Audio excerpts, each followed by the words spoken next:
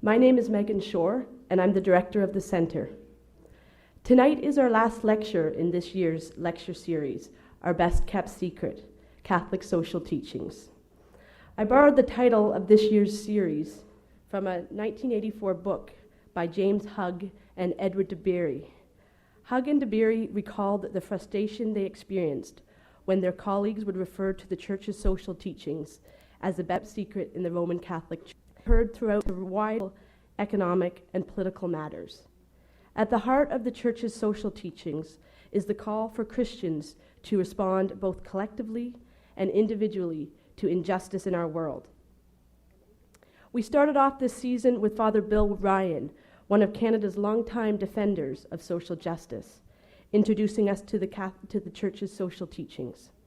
We also had Dr. Gregory Baum, one of Canada's most revered ecumenical theologians, talk to us about the importance of Christian-Muslim dialogue and the call for mutual recognition and cross-cultural solidarity. This point was further made by James Loney, a Christian peacemaker team member who was held hostage in Iraq in late 2005. James spoke of the community-destroying consequences of war and the gospel demand for a just peace. This year, we also were treated to discussions of a feminist ethic of risk as an alternative ethic of domination and control, to the moral challenges associated with ethnic diversity in Canada, and to the World Social Forum's new ethic of politics. Tonight, we conclude our series with a discussion on HIV/AIDS from a Canadian Catholic perspective, one of the fundamental human rights and health care issues of our time. Each of these lectures has shown us that Catholic social teachings can help us bridge the gap between injustice and justice in the world. It calls us to seek out the marginalized in order to build bridges of solidarity and community. Most importantly, it calls us to action. When I put together this lecture series and entitled it The Best Kept Secret, Catholic Social Teachings, my hope was to make sure that Catholic social teachings were no longer a secret. I hope we've done this. Tonight, we have both a lecture and a celebration. The John Sweeney Lecture in Current Issues in Healthcare is a celebration of the life of John Sweeney and the contribution he made to St. Mary's Hospital, the St. Joseph's Healthcare System, and St. Jerome's University. I want to extend a special welcome to St. Mary's General Hospital Foundation and the family of John Sweeney for being here tonight. So first, I'd like to welcome and thank the members of St. Mary's General Hospital community, especially Moira Taylor, the president of the hospital. We also have Doug Letson, chair of the St. Mary's General Hospital Board of Trustees. Many of you also know Doug as the former president of St. Jerome's University. We'd also like to welcome all the generous donors to the St. Mary's General Hospital Foundation who are with us tonight. Thank you for being here. We are particularly proud to have members of the Sweeney family here with us tonight, and a number of them are sitting in the front row, particularly Kay Sweeney, John's wife, and Peter back there, John's son and current president of the St. Mary's Hospital Foundation. Thank you for being here tonight with us, all of you.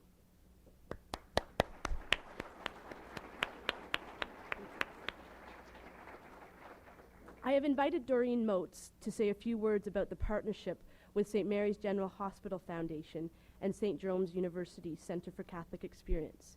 She will also introduce Dr. Catherine Rouleau, tonight's speaker. Doreen is a former member of the board of directors of St. Mary's General Hospital Foundation. She is a longtime friend and supporter of the hospital, and she and her family continue to volunteer and be involved with the hospital foundation. Please extend a warm St. Jerome's Center for Catholic Experience welcome to Doreen Motes.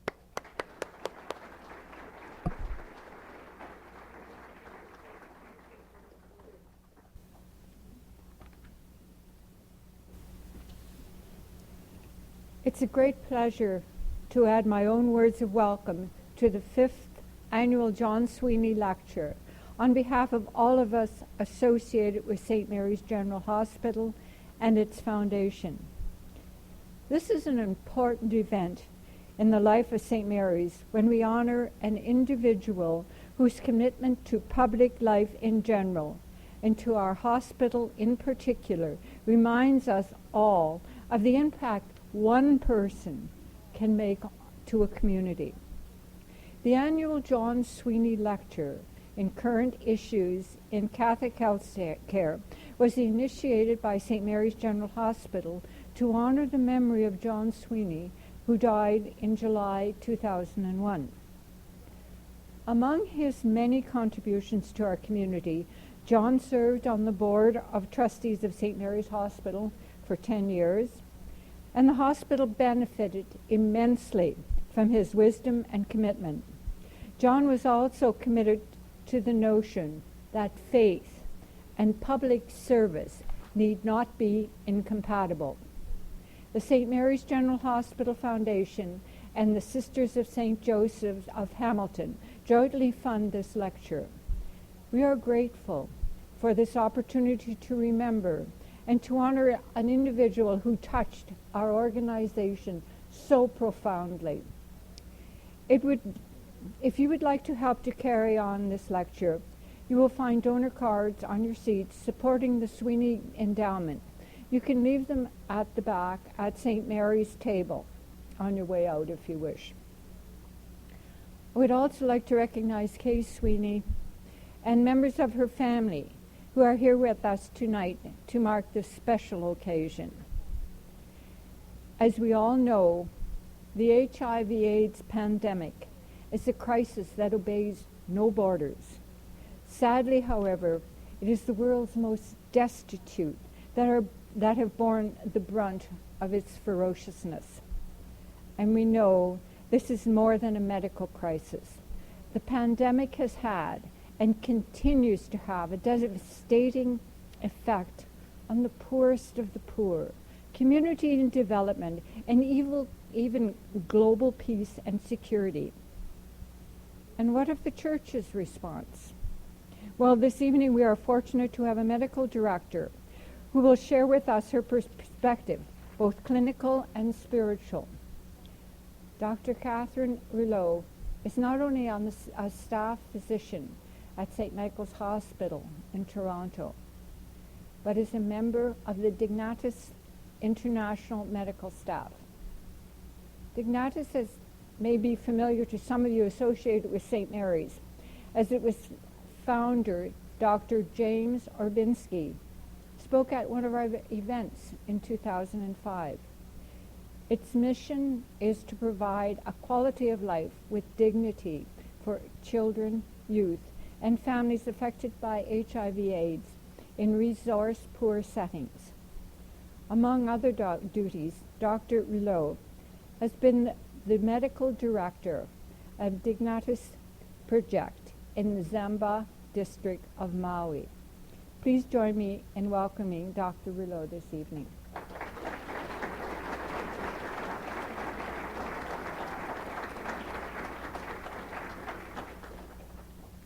Thank you very much. Mrs. Sweeney, Sweeney family, dear friends of St. Mary's Foundation, and dear friends of Kitchener-Waterloo, thank you very much for the invitation. I stand humbled by your invitation and the succession of some very fine speakers. And I look forward actually to having a little bit of discussion, I hope, at the end of my talk about HIV/AIDS and the perspective of a Catholic physician. I have been asked to talk many a times about HIV/AIDS, but I have to admit it's the very first time that I'm asked specifically to talk about the Catholic perspective, which is a good thing because in 2007 we hear a lot about HIV, and I always worry that people will get a little fatigued by the topic. And so hopefully I can take this discussion and what I hope will be a bit of an exchange in a bit of a different direction today, and open some of our minds and our hearts with more questions, I have to admit, than answers. My purpose really today is, or my hope rather, is that at least some of you will go to bed tonight, or perhaps later on this weekend will go to bed thinking about HIV in Africa, will think of those who live and die with this disease, and feel just disrupted and disturbed enough to want to do something about that.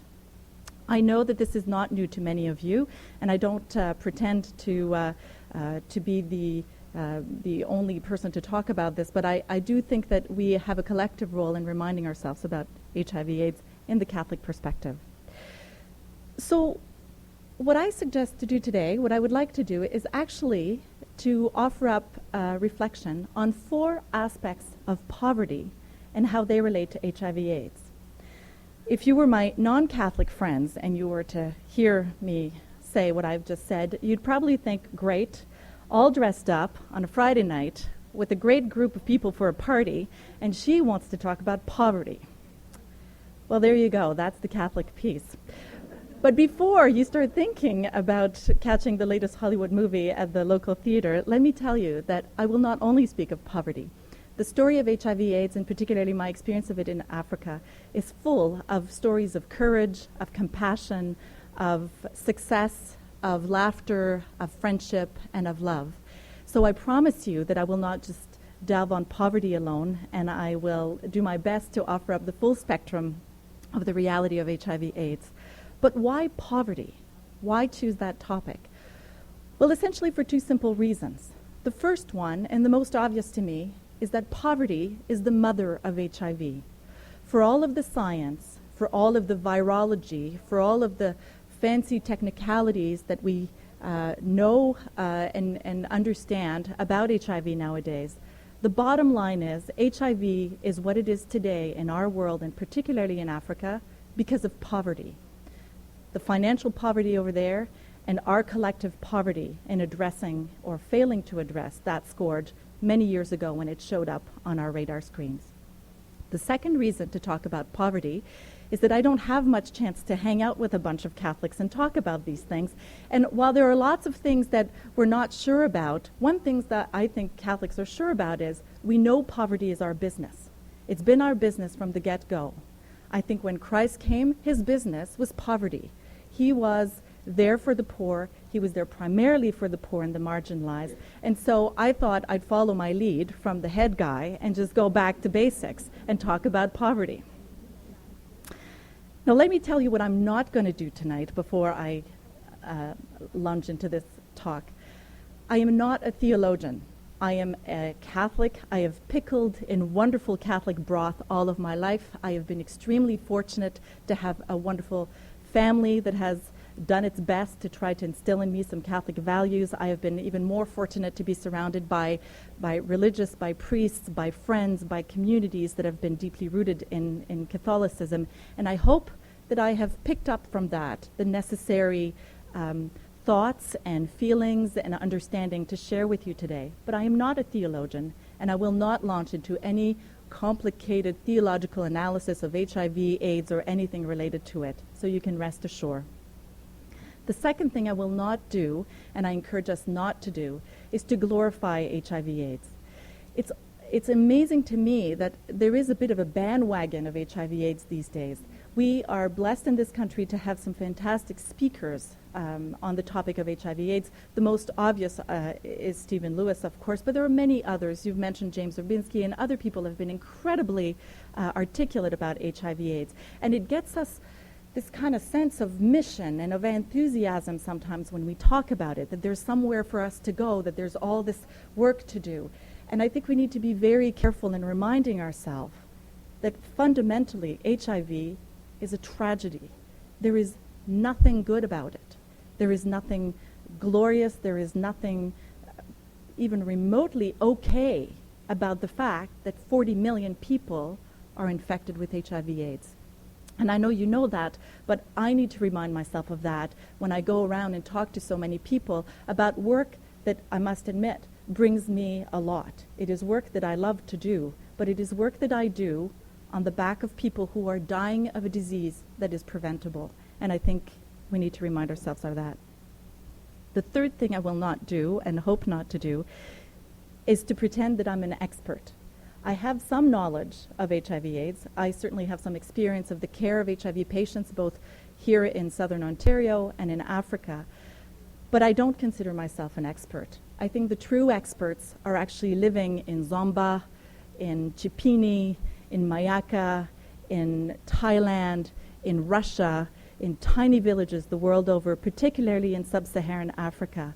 They have an understanding of what it is to live with a disease that ultimately will kill them after it has killed, in many cases, their wives, their husbands, their brothers, their sisters, their children, and many others in their community. So I hope to share some of this with a grain of salt with you, and I hope you will forgive the gaps in knowledge and the personal license I take with the story. I think we need to remind ourselves that I am not the expert, just a voice trying to bring the story of many others to the fore. So what of poverty? Well, let me start actually with the poverty of knowledge. I think that one of the problems when we talk about HIV is that we start at different places. For many, many years early on in the pandemic, there was actually a lot of erroneous, well, first there was no information, that was the very early stage, and then there was a lot of erroneous information circulated about HIV, much of it rooted in our own fear, in our terror, actually, in our misunderstanding, and our judgments of all kinds of things that went around the virus that had very little to do with the medicine of HIV. And so if those of you who are very familiar with HIV will forgive me, I'd like to take a few minutes just to cover the basics of HIV infection to make sure that we're on the same page. Ultimately, I think the best contribution, the most important contribution all of us collectively can do to help with the fight against the pandemic, both as Catholics but also as human beings, is actually to make sure we have the facts right. Without the right facts, it's very difficult for us to move forward and do something about this pandemic, either personally in our lives or collectively. So here we go. First of all, a few figures. There are currently, and let me just find my button here. Oh, there it is. This is just pretty pictures of Malawi, by the way. I couldn't come here and talk about all poverty without showing you some of the richness of where I go. So lest you think that I live in squalid quarters when I go to Malawi and eat grasshoppers and not do anything, I actually go hiking and see such beauty when I'm there. This is the only slide with numbers, but I think it bears showing because the numbers are actually quite astronomical. These are numbers that date back to 2004. They've increased since then, all of them. 40 million people worldwide with HIV now. 23 million of those are in sub-Saharan Africa. It's probably closer to 25 million now. And 23 million have already died of HIV. 2.2 million children worldwide infected with HIV. 3.1 million deaths per year. And on average, 14,000 new infections every day. Those numbers are quite staggering, and if you need a reason to pay attention to HIV/AIDS, that should do the trick for most of us. But in fact, these numbers cheat reality because the story of HIV is not about numbers. It is not about statistics. It's about individual lives that one by one get squashed because of a little virus. So let's talk about this virus. The virus of HIV gets transmitted through body fluids and through very, very close contact. The reason I say that is because for many years we thought that we could get HIV by shaking hands or sitting on the same toilet seats or biting into an apple of somebody who'd already bitten into it and might be infected. In fact, the virus is not a very sturdy virus. It doesn't survive in ambient air for very long. And it takes very close contact and fairly immediate contact to transfer the virus from one person to the other. The most common mode of transmission, as we know, is heterosexual activity. Certainly the sharing of needles among intravenous drug users is also common. Men-to-men sexual activity and maternal-to-child transmission is also quite prevalent in the world.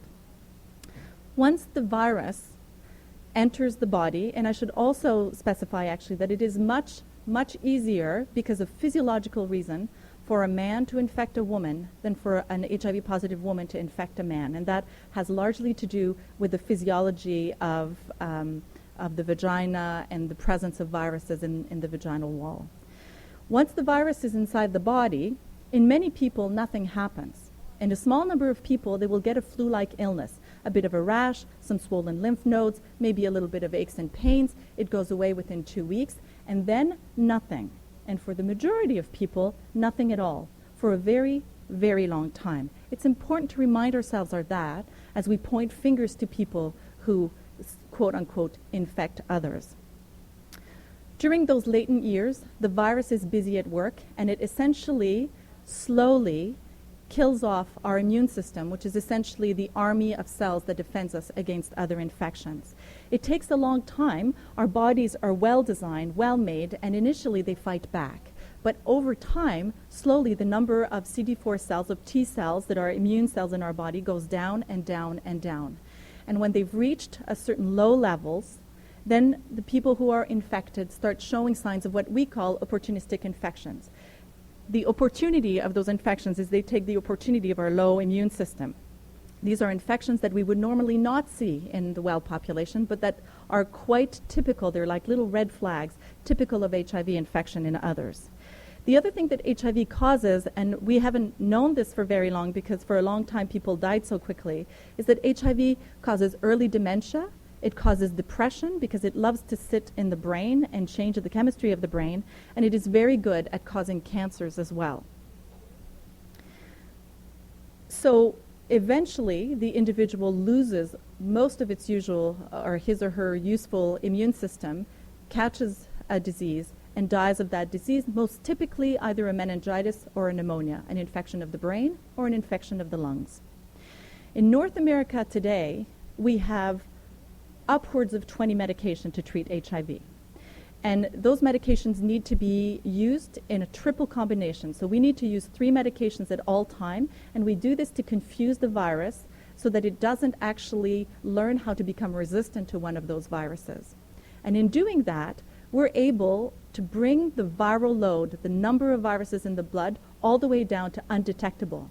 That is to say that for most people who are diagnosed with HIV today in North America, they go see their doctor, they get put on 3 medications that they now have to take for the rest of their life, and the number of viruses in their blood goes down. If you look at a sample of their blood, you will not see the virus. We know the virus is still there because we know now, after many studies, that if we stop the medication, the number of viruses reappears in the blood, and it is believed that the virus hides in places like the brain and the spleen and the testicles and other tissues. So we know we're not eradicating the virus, but we can actually eliminate it from the blood. And that means that the person's immune system can continue doing its job and protecting the individual against infection. And so many of the people who are recently diagnosed with HIV in North America can live healthy, productive lives. They still carry a disease that ultimately will kill them. Nobody has cured HIV yet, but in fact, many of them are now thought to potentially die with the disease rather than of the disease because they stay so well for so long. And the future will tell us how long people can live healthily with those medications. Now, the medications are not without side effects. For one thing, they increase cholesterol, they increase diabetes, and so they increase cardiovascular risk factors. Some of the old medication had much more bothersome side effects, including one called neuropathy, which is essentially a sensation of burning and pain in the legs and hands. It's important to know that in Africa, for years and years, until 2004, and I'll remind you that that pandemic started in the late 80s, until 2004, while North America and Europe benefited from new advances in medication, Africa had access to nothing. And they had access to nothing not because they didn't know that there was something going on, and not because we didn't know that they had the disease, but because pharmaceutical companies very systemically expanded efforts to try to protect their patent so as to not lose profit on those medications they had developed. That's important to us because I keep wondering, and I'm sure you do too, as a Catholic again, I keep wondering, were there no Catholics on those boards of pharmaceutical companies? We talk about acting for AIDS, and I certainly don't want to point finger at individuals. I am prepared to share to bear my share of responsibility, and I don't think the purpose of this is to point fingers at individuals. But you have to wonder, with the number of Catholics on this planet, and years of fighting between companies and governments and conferences and economic summits trying to break down the patent law just to convince the world that it was okay and in fact needed and in fact morally required to make these drugs available to those people. Where were the Catholics during that time? Where were we? What did we say? And I include myself in that. I'm a physician. If anybody has access to the pharmaceutical industry, I should. That's part of my reflection. Today in Africa, there are some generic medications. We are a long, long way from a full solution. What's happened is, again, the pharmaceutical company and some governments and some experts have agreed on lifting the brevet, the patent. Thank you very much. All of a sudden, she forgets her English. I will be giving the rest of this lecture in French. I hope you don't mind. So all of a sudden, we've lifted those patents on a limited number of medication, and we were able to patent a triple therapy that is taken 1 pill in the morning, 1 pill in the evening. But those are 3 medications. Once people become resistant to those drugs, what would happen in North America is that we would move to another series of 3. We have plenty here. This is not a problem. In Africa, it's a big problem. There is only 1 line of generic medication, which means that if people for any reason develop resistance to these medications, or worse yet, side effects, because one of the medication that we give Africans but almost never give in North America is the one that gives the neuropathy that I spoke about. Once that happens, that's all they have. There is no other affordable line of medication for Africans in 2007. We are sending robots to Mars, but we still haven't figured out how to treat people with a disease that affects 40 million people worldwide. Let me say just one more. So this was my little talk about HIV and the medicine of HIV. I want to say one more thing about just the social organization of the care of HIV in Africa. I've been introduced as the medical director of Dignitas International, which is a wonderful Canadian NGO started by Canadians and really infused with a wonderful dose of Canadian know-how, including James Urbinski and James Fraser, who started the organization. I've actually stepped out as medical director since December, but remain obviously quite dedicated to the work of Dignitas. And I want to tell you a little bit about what they do in the field.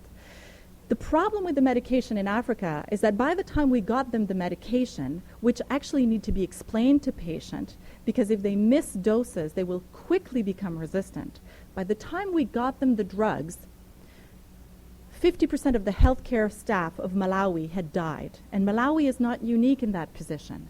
By the time we got them the tools, the workers were gone. They had either died, were too sick to work, or had fled the country. And so we're sitting in a situation in Africa now where we finally have a bit of an early solution, but no way to spread it out and to actually get those medication to the people who need it. So organizations like Dignitas International have thought and are working on the ground with people on the ground to develop new ways to help communities look after themselves. One of the things, I'm going to talk about poverty in all kinds of ways today, but let me tell you about one way Africa is not poor. Africa understands community. And I haven't been everywhere in Africa, and I know that sounds like a huge generalization, but I don't think I'm far from the truth. It is certainly true in Malawi, it's true in Ethiopia where I've been, it's true in Cameroon where I've been, and I suspect it's true in many, many other African countries. They understand community. They don't have a whole lot of distraction from community. They don't have television, they don't have movies, they don't have a lot of other things. They barely have enough to eat, so they've learned to rely on each other. And what Dignitas has done is to train people who are natural groups, natural community support in their communities, to then look after the people who are sick at home, to look after them, to advise them on when they need to go to the local health center, to advise them when they need to go to the hospital, and to try to create a network of healthcare that is basically rooted in the community and doesn't rely exclusively on nurses and physicians who are essentially non-existent in those communities. We've talked a lot about treatment and prevention, and the last point I will make about this little medical interlude and the poverty of the science of HIV is to say that for many years there has been some debates about whether the solution to HIV/AIDS is to treat or to prevent. And I'm sure you've heard this discussion as I have. Well, we wouldn't have this problem if only they stopped infecting each other. We wouldn't have to worry about giving them all medication if only we could stop it at the source. Well, what we found, and go figure, I'm sure it'll be as big of a surprise to you as it was to me, until they had medication, people really didn't want to hear about prevention. What was the point? They live in abject poverty. Everybody around them was dying. They have essentially no mode of transportation to get out of their community. And so for us to go over there and say, hey, folks, you should really pay attention and see what you can do to prevent passing this disease from one person to the next, many would say, well, we're going to die anyways. If it's not from that, it'll be from TB or from polio or from starvation. So why worry?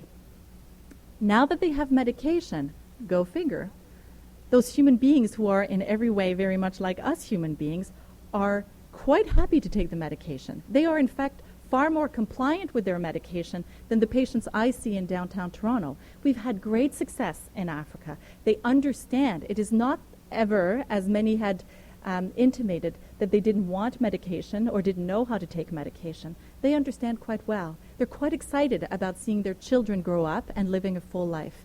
And prevention and treatment, we have finally figured out, go hand in hand. They are part of the same whole. And it is unfair for those of us who work in HIV to say, well, we'll give you some resources for prevention, but if you get infected, well, you're on your own. Or we'll give you money for treatment, but you have to sort out what to do with prevention. Those two things in human reality go hand in hand.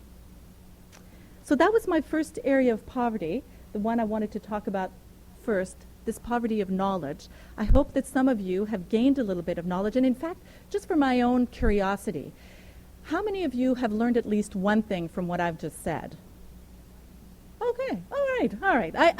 I debated until the last minute whether I should actually include this in the talk. I'm glad I did. You know, us doctors, we get all doctory and talk about this, and it doesn't always go very well. I'm glad it did.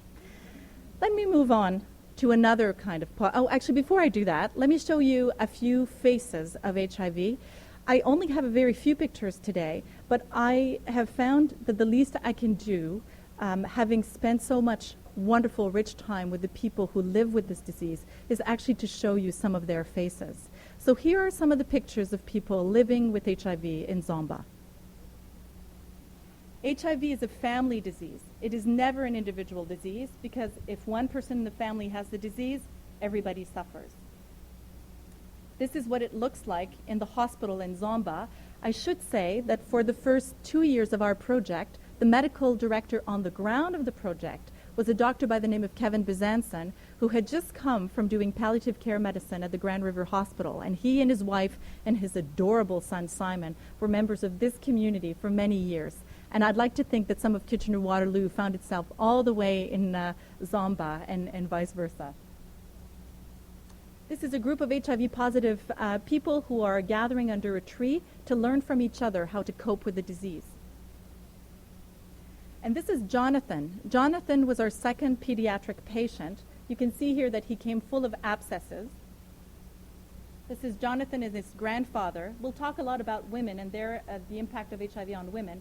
This is a grandfather who lost his 2 sons and his daughter, who was Jonathan's mother, to HIV/AIDS, and nursed his 14-year-old son to death with PCP 3 months before that picture was taken. He and his wife now look after Jonathan and his younger sister. And this is Jonathan. For those of you who are not shy, how old do you think Jonathan is? He's actually 12, bang on. He looked like a 9-year-old to me with my Canadian eyes. So I want to show you, you want to pay attention to these two pictures. This is a picture of Jonathan and his grandfather at year 1. This is a picture of Jonathan and his grandfather 13 months later. I have never been so happy to see a little strutting 14-year-old walk into a room and look at me like, yeah, what do you want?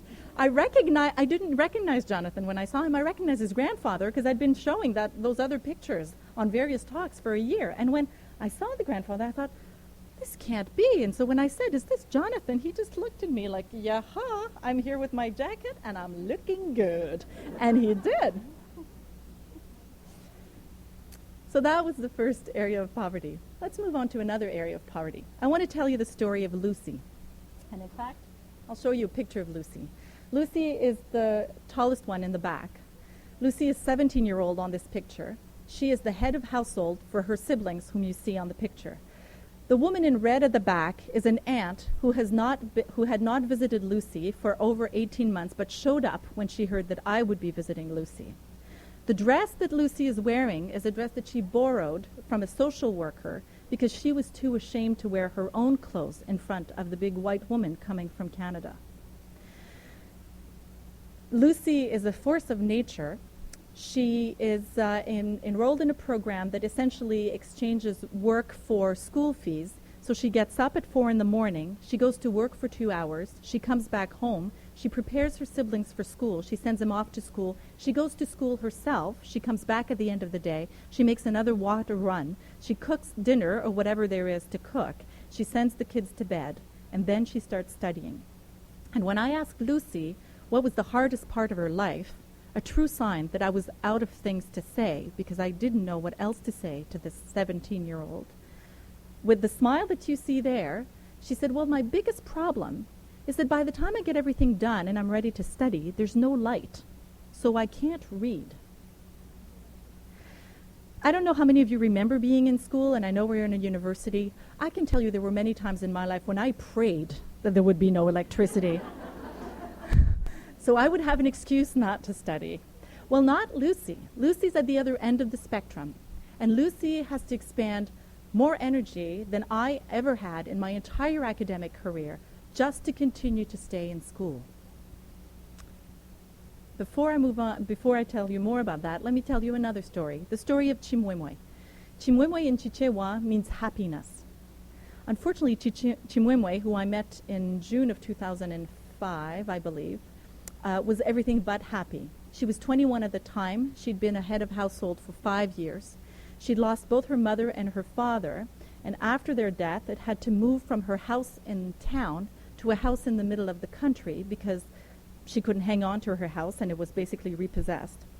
She was working, tilling the land of 3 different people, landowners, so she could make enough money to support her siblings. I don't have a picture of Chimwemwe because I felt so ashamed of taking her picture. She was so clearly depressed. We pulled her out. The people who were showing me the community invited her out of the field, so we interrupted her day's work with the baby on the back, working in the field, so that she could meet me, the big AIDS expert. And barely able to walk, and certainly not able to smile, with the flattest affect I had ever seen, I again found myself in this idyllic environment in the middle of a National Geographic-like setting with this 21-year-old with nothing. And I was again at loss for words. And I would lie if I didn't tell you that I felt ashamed. I wasn't quite sure of what, but it didn't feel good. And the only thing I knew to ask is what I'd ask Lucy. What is the hardest part for you? What's the hardest part? Can you imagine? She'd lost 2 parents. She's looking after 5 kids. She's got 1 on the back. She had had a child herself with a man, hoping that he would stick around to help her look after her family, which he promptly didn't do. And so there she was. And when I asked her, what's the hardest part for you, she barely whispered 2 words in Chichewa. And those 2 words were, no food. And of course, there I am with my extensive medical knowledge, my 12 years of post-secondary education, my cultural sensitivity, and my goodwill. I mean, I'm there to help. I'm thinking I want to really do something here.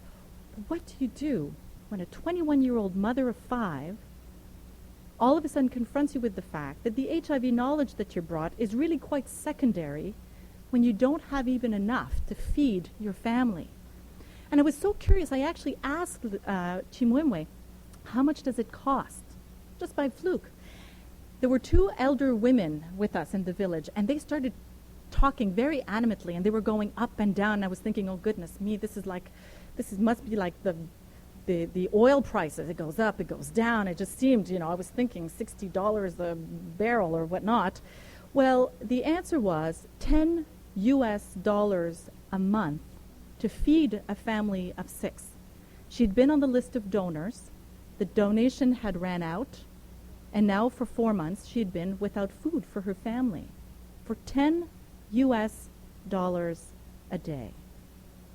And so I tell you these 2 stories because for all of the talk about HIV, which is real, HIV is the daughter of poverty. These 2 women were certainly interested at some level in hearing about HIV. They clearly had lost someone to HIV. I mean, with our North American mind, with my North American mind, I'd think, well, this is relevant to you. Don't you want me to tell you what to do about HIV? And let me tell you about the medication and about getting tested. That is not at all what they wanted.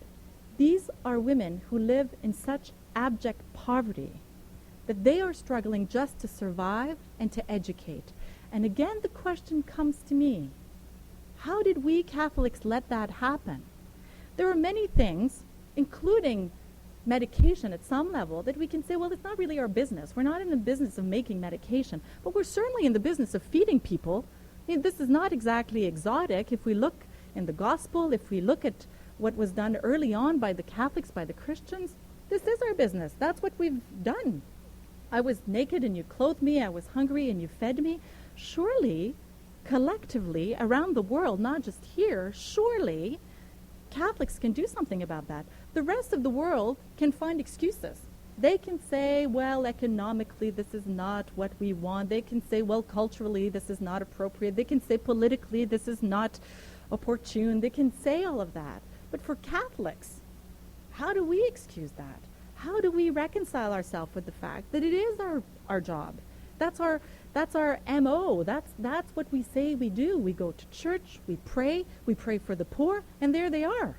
They're very poor. And again, I say this to you, but I say this to me. I say this to me all the time. What am I doing here with all of this HIV knowledge when really what people need is food and education? I told you I would bring you much more questions and answers. This is one of them. I don't have an answer to that. But I like the fact that it continues to disrupt me and disturb me. I like the fact that when I see food, I think of Chimoimoi and I think of Lucy. I want to show you more pictures of Lucy because this is also very telling. I asked Lucy whether she wanted me to take pictures of her family, and she said yes, but could you just please take a picture of me? And for a moment, she was 17. She was 17 for about 5 seconds, because before I could even push the button, her youngest sister ran over. And like that, she went from being 17 to 27 and a mother, just like that. And that, to me, is a picture I want to keep in my mind.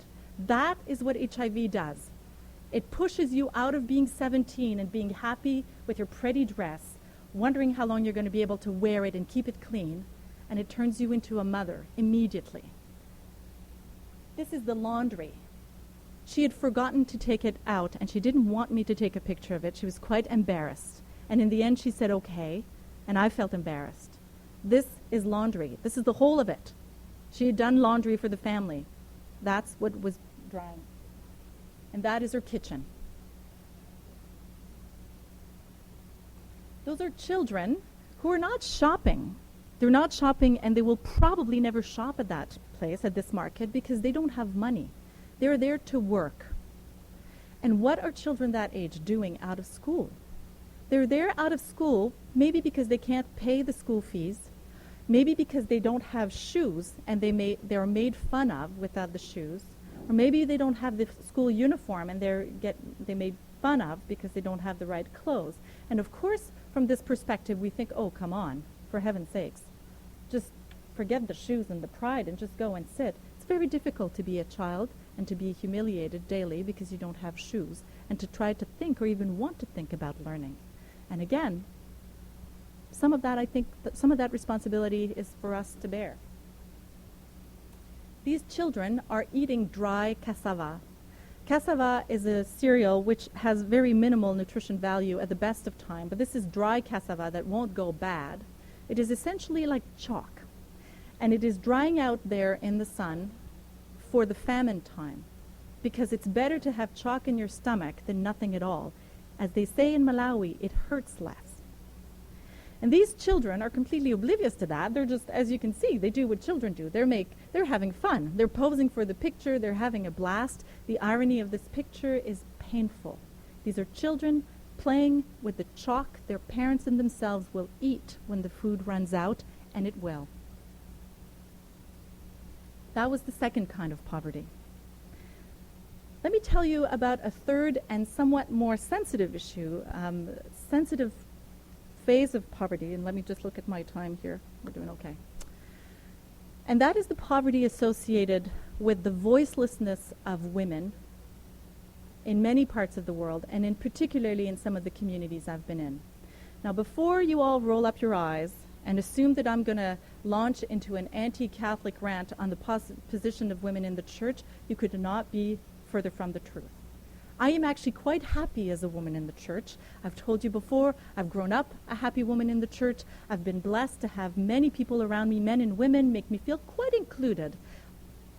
Like most people, I've had some encounters that have been less pleasant, but on the whole, I would say the church has been a very, very good place for me to grow spiritually, emotionally, as a woman, as a human being. This is not an episode of Catholic bashing on the position of women, but it is actually a reflection on what is happening to other women who are not as privileged as I am. I want to tell you about Mercy. Mercy is one of hundreds of women, and I have met many of those. She is 17, 18 perhaps. She is standing in a hut, sitting actually by her mother, who is dying. There are other children in the hut. She's the precursor to Lucy and Chimwemwe, who we just saw. And she is about to lose her mother. She has no brothers. She has no uncles. She doesn't have a father. And she doesn't have a partner. And in some reality, and certainly in some of the communities I've been in, that means that she is essentially waiting to get infected with the HIV virus. Not because she wants to, and not because she doesn't know how to prevent it, but because she has no power. She has no power, and she doesn't even know that she could have power to make decisions, particularly about her sexuality, but not just about her sexuality. There are many, many women in Malawi, as in many other places around the world, who assume that this is somebody else's decision to make. Their partner, their husbands, their brothers, their uncles. And this is not to point fingers again at Africans exclusively or at other cultures exclusively. I can tell you as a physician in Canada that I've seen this in this country as well. A bit of a stretch for us to get involved with. Poverty, food, already a little closer. Education, yeah, we can make that argument. What about the voicelessness of women? Well, really, who better than us to talk about the voicelessness of women? We know about equity. We are fortunate enough to be rooted in a faith that recognizes the value of every human being. I don't know, and I suspect many others don't, how to translate that and how to communicate that to others abroad. There are huge cultural factors. There are huge socioeconomic factors involved in that. And I can tell you that when I've engaged women on that topic in Africa, I am sometimes surprised to hear, well, I'm just a woman. This is what I'm supposed to be doing. My husband will make the decision. I believe, like many of you, I suspect, that this is something that can and should be changed, not so that they all of a sudden relinquish all of the good sides of being a woman in Africa, and there are many, many, many, and there are rich communities of women in Africa. But surely we have a role to play, and our church has a role to play in bridging the voiceless gap between men and women. HIV is an uncomfortable topic because it is a topic that has to do, at some point, with sexuality. And let's face it, our church is good about many, many things, not so great about talking about sexuality. And in fairness to our church, our society isn't much better either. We go all one end or all the other. It's all or nothing. We have a really hard time integrating what we feel inside, what we know we are, and what we need to do. And if we have that much difficulty here, then who are we to say to others how to do it? I recognize that. And still, if Catholics cannot talk about that on this planet in 2007, then who? Who else do you know has a faith rooted in a loving God that recognizes each individual as unique and equally worthy? And who else sees a relationship between man and a woman on this planet as a gift and as a presence of God between the two and the union that binds them by marriage? Who else? So if we can't talk about that, I don't know who. I don't think the voicelessness of women necessarily needs to be interpreted in spiritual or Catholic or Christian terms, but that's what I'm rooted in, and so I'm all for it. I think that's as good a plan as any, quite frankly. If other religions or other spiritual groups want to give it a go, I'm all for it. But as I reflect on our collective poverty and on where we might have just misstepped, I think of that. And I think of all of the wealth that we have from all age groups in our Catholic community and what could be shared and discussed with men and women abroad about that. I told you I would ask more questions and answers. I don't know what the answer is. I know for a fact that the answer lies in them, not in us. I mean, clearly we need to be invited into this dialogue. This is not something that you don't knock on a door and say, "Hi, my name is Catherine. I'd like to tell you about how women see things in Canada, because you might like it." That doesn't work. I can tell you that much. And I am not. I'm certainly not arrogant enough to think that my way of understanding things is the only way to understand things. At the very least, as a Catholic community, we need to pray for that, and we need to speak about it, and we need to lend our voices to those who don't have a voice. The church in Burundi has actually a great example of what the church can do, and some of the measures that are taken. The Catholic Church in Burundi now requires both man and woman to be tested for HIV before marriage.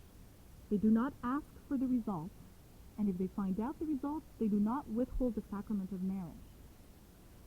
But in doing so, and many people have criticized that as very paternalistic on the part of the church, but in doing so, what they've done is, at some level, they've leveled the playing field.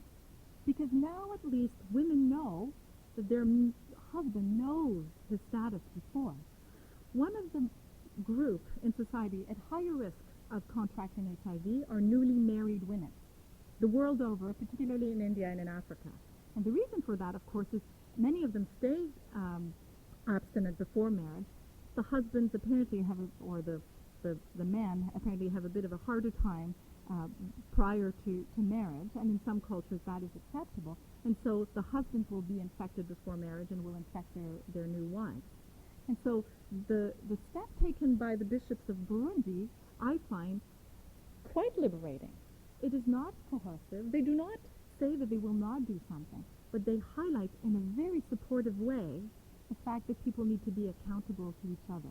And I find that actually quite nice. This is a good example, a good lesson to learn from our brothers and sisters from Burundi. That was the third type of poverty. Let me end with a fourth type of poverty that is a little bit different from the others. And it starts actually with the story of Maxwell.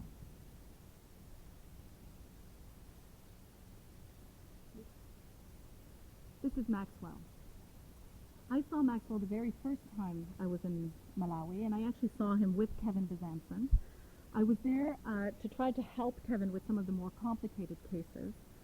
And Maxwell had a form of cancer that is common in HIV called Kaposi sarcoma, which basically affects the limbs but can also affect the lungs. He was full of Kaposi sarcoma. Quite painful for him to walk and difficult for him to breathe. And he sat in a chair in true Malawian dignity, and I use the word knowingly here.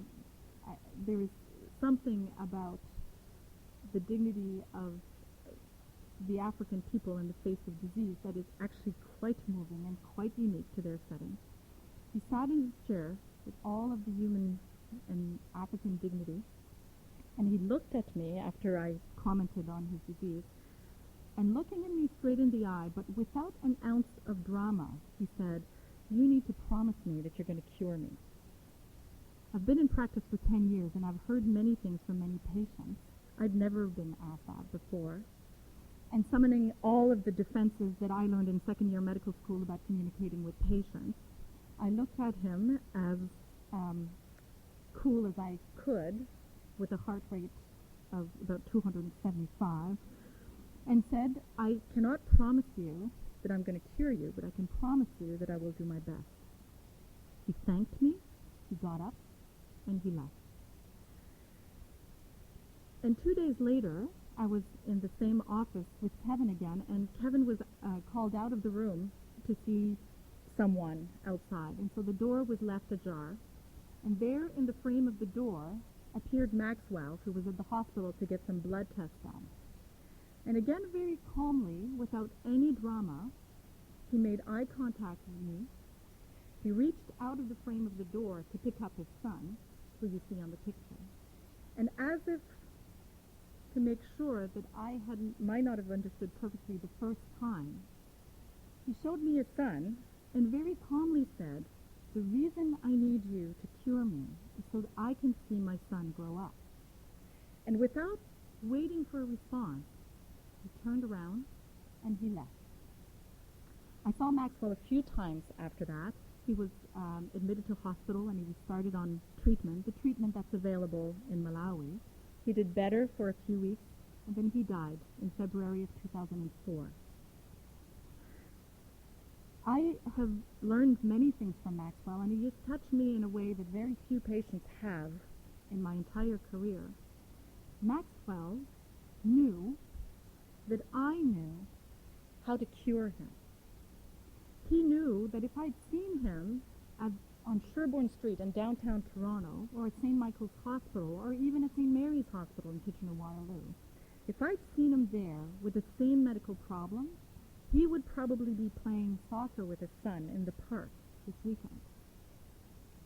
It's a funny world that we live in. When I was first in Africa in 1986, I actually saw the first television broadcast in North Cameroon. The only way people could ask me if I was from the same place as this nun I was working with was, "Are you from the same mountain?" Because they had such a limited concept of the world. Well, it's now 2007, and people are chatting by cell phone and text messaging in the middle of cornfields in Africa. They know. They have access to the internet. Many of them can read, and they talk to each other. And they know that we know how to save their lives. This is new for me, and it's a great, great source of humility. And as I've been reflecting on Maxwell, I couldn't help but think of a book by Jean Vanier called The Source of Tears. Has anybody read that book? I highly recommend it, particularly for Lent, for those of you who want to do a sprint for this last week. Just offering up some options. I know, 40 days just goes like that. Sometimes you need a little catch-up. I know. The Source of Tears is actually a book about the encounter between Jesus and the Samaritan woman at the well. And in it, Jean Vanier reflects on the fact that Jesus, God through Jesus, chooses to need the Samaritan woman to give him water. He chooses to offer up his own vulnerability, his own thirst, his own humanness, and in fact the most vulnerable part of his humanity, to allow this woman, who is quite marginal and poor herself, having had 7 husbands, and showing up at the well in the middle of the day just because she's so ashamed of herself and doesn't want to meet the other women. He allows his own vulnerability to connect to that woman's vulnerability, and in doing so, converts her. And he changes poverty from desert to life, and from drought to water, and to life, and to conversion. It would be very easy to compare HIV-positive patients who are marginalized and poor to the Samaritan woman.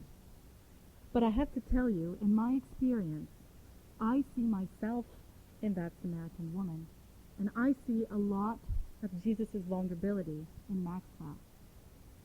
Maxwell invited me to take care of him. He invited me and reminded me of my limitations. He never did it arrogantly. He didn't demand. He didn't wave his fist. He just opened up the reality that I had something to give, but I also had a lot to gain. I had a lot that I needed. And my work with HIV-positive people, both here and in Africa, as much as I can frame myself as the academic and the clinician and the knowledgeable, at the end of the day, I have to tell you, at the end of the day, I get far more than they do for that. And I can only say that to you Catholics, because to say that to non-Catholics doesn't make any sense. It just sounds like I'm a little loopy and a bit of a kumbaya granola who doesn't really belong in medicine. But with you, I can say that because you get it. You get poverty, and hopefully you get that need that we have to connect with each other's poverty. And if you get that, then you also get that we need the HIV community to convert us. We need to stand with them, to pray with them, to cry with them, to suffer with them, here and abroad, because we need conversion. They bring the pain of humanity, no doubt. The ugliness of humanity, no doubt. But they also bring healing. They bring courage, and they bring Christ to us. That is the fourth kind of poverty I wanted to tell you about. And so, what now? What do we do with all of that? Well, let me tell you what I try to do with this. Not always perfectly, and in fact sometimes very imperfectly.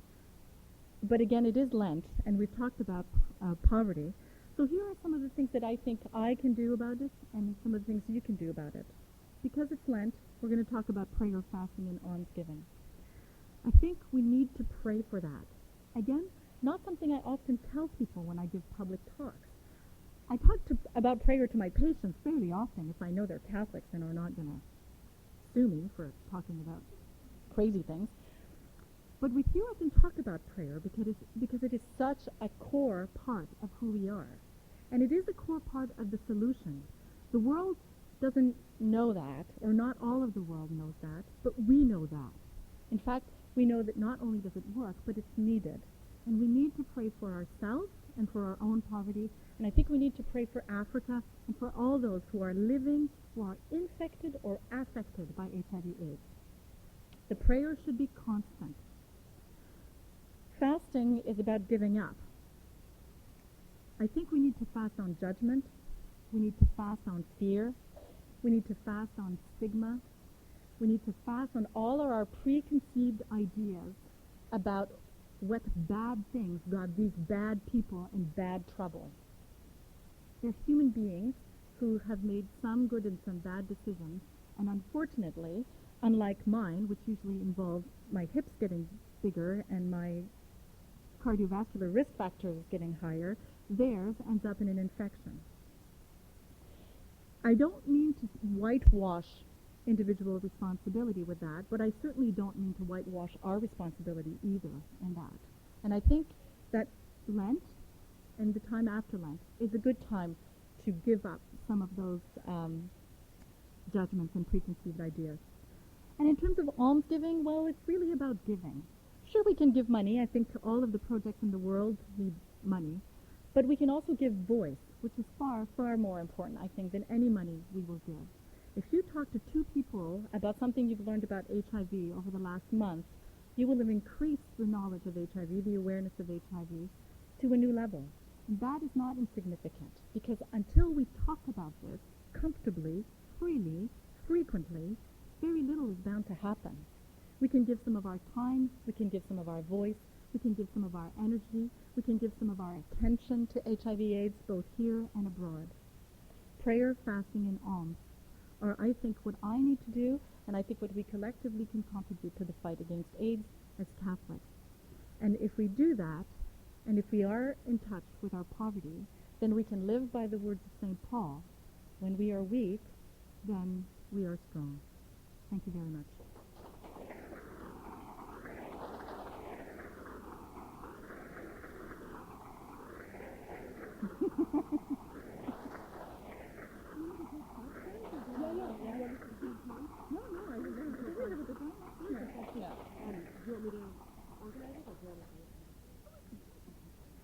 Dr. Rouleau has invited us to join in this conversation. So, as we usually have, we have microphones on either side of this room. And not only have I been moved, but I've been disrupted, as I hope all of us have been. But I invite us to continue in this conversation. We have microphones on either side of the room, so I do invite you to come forward and raise a question or a comment, or just to continue this conversation going with Dr. Rouleau. I all of a sudden have a vision of all the family doctors in Kitchener-Waterloo thinking, who was that nuthead? Everybody's coming in saying they're disrupted, requiring medication. Please don't. Call me if you're really that disrupted. Any comments, questions? Yep.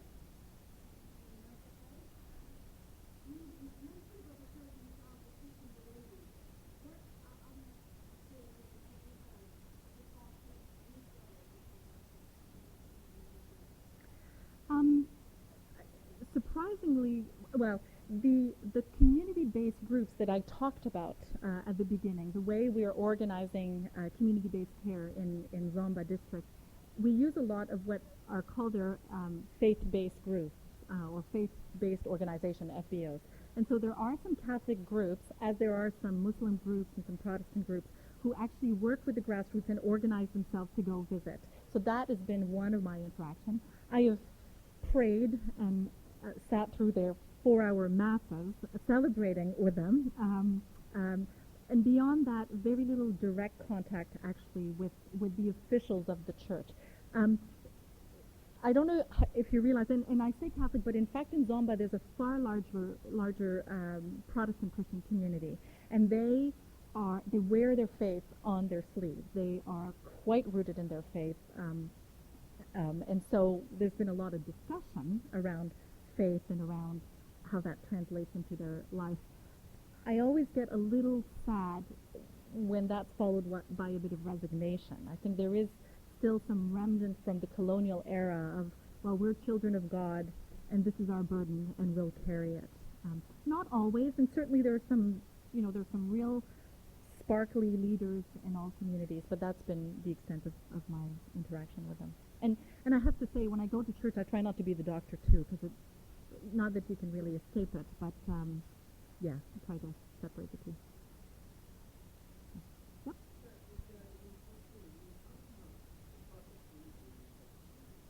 Yeah.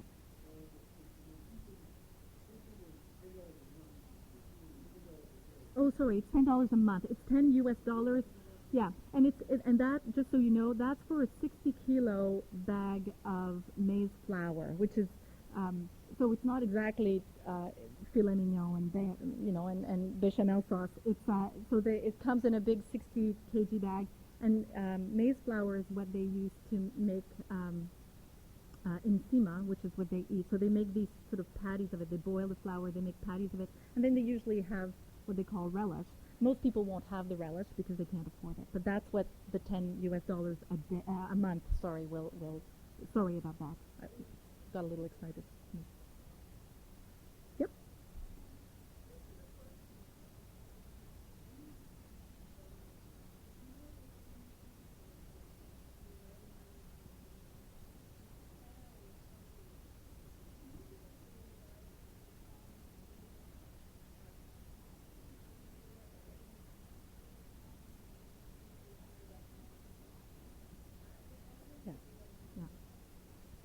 There's only 2 organizations that I know of personally. I'm sure there are others that are worthwhile, but the 2 organizations that I can tell you because I know is Dignitas International, which you can find on the web actually. Dignitas is in dignity, but with an AS, International, and the Stephen Lewis Foundation. And incidentally, the Stephen Lewis Foundation also provides some funding to Dignitas International. They work quite closely together. James Rubinski sits on the board of the Stephen Lewis Foundation. So I'm sure there are others, but unfortunately you're right. You just need to do the homework, and the only homework I have done are for those 2.